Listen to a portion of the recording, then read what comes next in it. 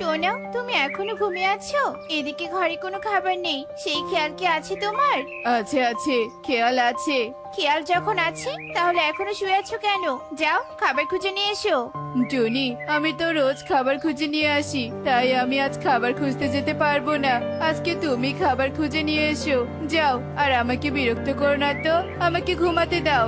আচ্ছা ঠিক আছে ঠিক আছে, বিরক্ত করবো না, তুমি শান্তি মতো ঘুমাও। আমি চললাম খাবার খুঁজতে। যত সব, আশেপাশে তো ফলের গাছ, শস্যের ক্ষেত কিছুই নেই। এবার তাহলে আমি করব কি? এই টোনাটাও না রোজ কোথা থেকে যে খাবার খুঁজে নিয়ে আসে সেটাও তো বললো না। যাই দেখি, আর একটু সামনে গিয়ে দেখি কিছু পাই কিনা। উফ বাবা, খাবার খুঁজে কি যে বিরক্তির কাজ। একটা খাবার তো পেলাম না, উল্টো মাথা ব্যথা শুরু হয়ে গেল। উফ, আর পারছি না। আমাকে কেউ একটু সাহায্য করো, আমার অনেক কষ্ট হচ্ছে। কেউ আছো আশেপাশে? একটু সাহায্যের হাত বাড়িয়ে দাও না।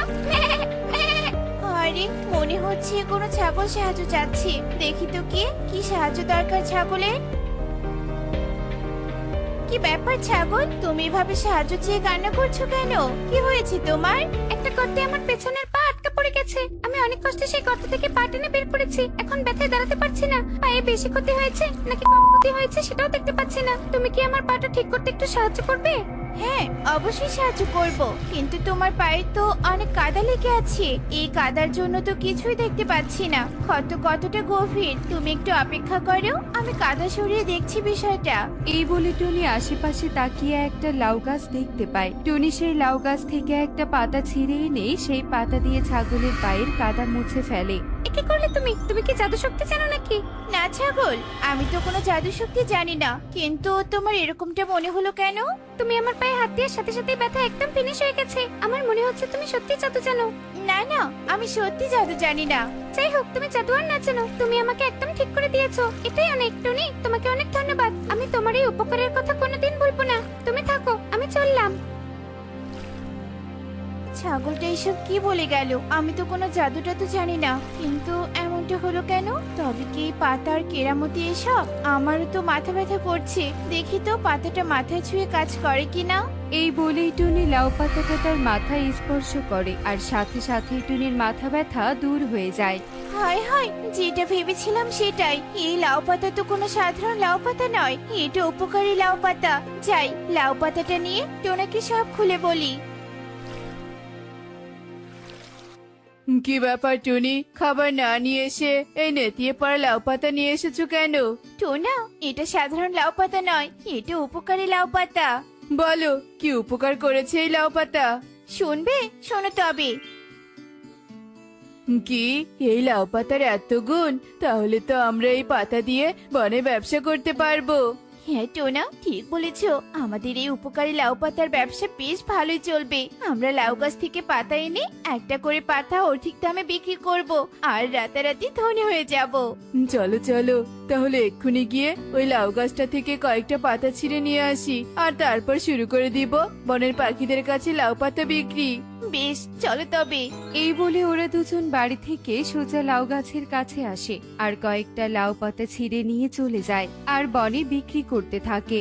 নিয়ে যাও নিয়ে যাও, উপকারী লাউ পাতা নিয়ে যাও। আমাদের এই উপকারী লাউ পাতা সব ধরনের রোগ জীবাণু ও ব্যথা থেকে চিরদিনের জন্য মুক্ত করে দেয়। যারা যারা অসুস্থ, রোগ থেকে মুক্তি পেতে চান, তাড়াতাড়ি আমাদের কাছে চলে আসুন চলে আসুন। কি রে, তোরা যা বলছিস তা কি সত্যি? সামান্য এই লাউ পাতা কি পারবে সব রোগ থেকে মুক্তি দিতে? পারবে মানে 100% পারবে। শোন, তোর দাদার কয়েকদিন থেকে জ্বর, এই পাতা কি জ্বর কমাতে পারবে? হ্যাঁ দিদি, অবশ্যই পারবে। তুমি এই পাতা নিয়ে গিয়ে দাদাকে রস করে খাইয়ে দিবে, দেখবে দাদার জ্বর দূর দূর করে পালাবে। তাই? দে দে, আমাকে একটা পাতা দিয়ে দে তো। তা একটা পাতার দাম কত? একটা পাতার দাম 1000 টাকা। এত দাম?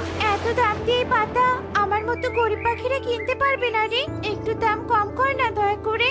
না না দিদি, কোনো কম টম হবে না। এই দামে নিতে পারলে নাও, না পারলে নেই। এখন তুমি যদি না নাও তাহলে এখান থেকে চলে যাও। আমি নেব রে, এখন আমার কাছে অতগুলো টাকা নেই। কানের একটা সোনার দুল আছে, এটাই রেখে দে, আর আমাকে একটা পাতা দে। হ্যাঁ দিচ্ছি, এই নাও। এই, তোরা যা বলছিস তা কি সত্যি? হ্যাঁ দাদা, যা শুনেছো সব সত্যি। আমার স্ত্রীর কোমরে অনেক ব্যথা, আমার একটা উপকারী লাউ পাতা দে তো। এই নাও দাদা। ইগল টাকা দিয়ে লাউ পাতা নিয়ে চলে যায়। এভাবে একে একে সব লাউ পাতা বিক্রি হয়ে যায়। টোনাটুনি খুশি মনে বাড়িতে চলে আসে। টনি, দেখো দেখো, একদিনে 10,000 টাকা আয় করেছি। এভাবে চলতে থাকলে আমরা লাখপতি হয়ে যাব। আমাদেরকে কষ্ট করে আর খাবার খুঁজতে হবে না। আহ, আহ, আহ, আহ, আহ। এভাবেই কয়েকদিন কেটে যায়। টোনাটুনি রোজ লাউ গাছ থেকে লাউ পাতা ছিঁড়ে নিয়ে এসে বনে বিক্রি করে। একদিন মা, বাবা, আমি আর সহ্য করতে পারছি না। পেট ব্যথায় আমি মরে যাচ্ছি। মা, বাবা, আমাকে বাঁচাও। কালু, আমি কনকের কষ্ট আর সহ্য করতে পারছি না। চলো না, আমরা টুনিদের কাছ থেকে একটা লাউ পাতা নিয়ে আসি। কাকুলি, ওরা যে অধিক দামে লাউ পাতা বিক্রি করে, অত টাকা যে আমাদের কাছে নেই। আমরা ওদের কাছ থেকে বাকিতে নিব, তবুও চলো। কাকুলির জোরাজুরিতে কালু টোনাটুনির কাছে চলে আসে। টোনা, বড় বিপদে পড়ে এসেছি। আমাদের কনক অনেক অসুস্থ, আমাদেরকে একটা লাউ পাতা দে তো। লাউ পাতা দিব, তার আগে আমাদেরকে 1,000 টাকা দাও। টোনারি, আমাদের কাছে অত টাকা নেই। এই নে, এই 500 টাকা আছে। এই টাকা দিয়ে একটা পাতা দে, কয়েকদিন পর তোদের বাকি টাকা পরিশোধ করে দিব। না না না না, আমরা কোনো বাকি দেই না, তোমরা চলে যাও তো। ভাই আমার, দয়া করে দে না একটা পাতা, নয়তো যে আমাদের ছেলেটা বাঁচবে না। বললাম না দিব না, যাও এখান থেকে, গরিব কোথাকার। টোনা অপমান করে কালু কাকুলিকে তাড়িয়ে দেয়। কালু, শোনো, আমি দেখেছি টোনাটুনি রোজ বনের গভীর থেকে লাউ পাতা নিয়ে আসে। চলো, আমরাও বনের গভীরে গিয়ে খুঁজি। আমার মন বলছে আমরা লাউ পাতা পেয়ে যাব। ঠিক আছে, চলো তাহলে। কালু কাকুলি এই বলে বনের গভীরের দিকে চলতে থাকে। অন্যদিকে একটা ডাইনি সেই লাউ গাছের কাছে আসে আর লাউ গাছটা দেখে বলতে থাকে, একে আমার লাউ গাছের এই অবস্থা কেন? আমার পাতা দিয়ে ভর্তি লাউ গাছের পাতা এত কম কেন? কে কে ছিঁড়ে নিয়ে গিয়েছে আমার উপকারী লাউ পাতা? যে আমার অনুমতিবিহীন এই গাছের পাতা ছিঁড়েছে তাকে তো আমি ছাড়বো না। আমি নিশ্চিত যে এই কাজ করেছে সে আবার আসবে পাতা নিতে। আমি ওকে ধরবো, তারপর শাস্তি দেব। এসব বলে ডাইনি পায়চারি করতে থাকে। এদিকে কালু কাকুলি লাউ গাছ খুঁজতে খুঁজতে লাউ গাছের সামনে চলে আসে। কালু, ওই দেখো একটা লাউ গাছ, আমার মনে হয় এই সেই লাউ গাছ। হ্যাঁ কাকুলি, ঠিকই বলেছো। দেখো কতগুলো লাউ পাতা ছেঁড়া। চলো, আমরা একটা পাতা ছিঁড়ে নিয়ে যাই। ওরা দুজন ডাইনিকে না দেখে লাউ গাছের সামনে চলে আসে। তোরাই রোজ রোজ আমার লাউ গাছের লাউ পাতা ছিঁড়ে নিয়ে যেতিস, তাই না? আজ পেয়েছি তোদের বাচ্চাদের দল, কঠোর শাস্তি দেব তোদের। ওরে মারি, ডাইনি ডাইনি দিদি, তুমি ভুল বুঝছো। আমরা তোমার গাছের পাতা ছিঁড়িনি। তোমার গাছের পাতা তো টোনাটুনি ছিঁড়ে নিয়ে গিয়ে বনের পাখিদের কাছে চড়া দামে বিক্রি করছে।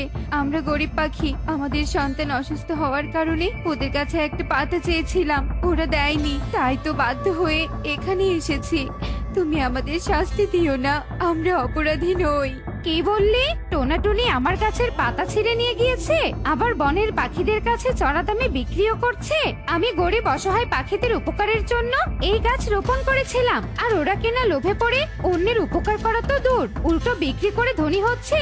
চল, আমাকে নিয়ে চল ওদের কাছে, ওদেরকে শাস্তি দেব আমি। কালু কাকুলি ডাইনিকে নিয়ে টোনাটুনির সামনে চলে আসে।